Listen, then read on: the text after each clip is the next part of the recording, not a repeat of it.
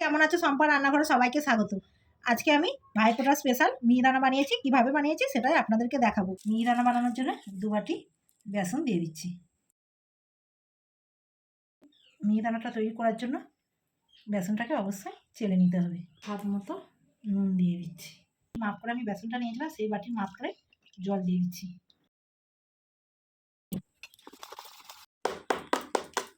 এটা ভালো করে ফেটিয়ে নিয়েছি। এবার আমি সাইডে সরিয়ে দিচ্ছি। তেল দিয়ে দিচ্ছি। আমি একটা ফুটো করা থালা নিয়েছি, তেলটা গরম বসিয়ে দিয়েছি। কত সুন্দর ভাজা হয়েছে দেখুন।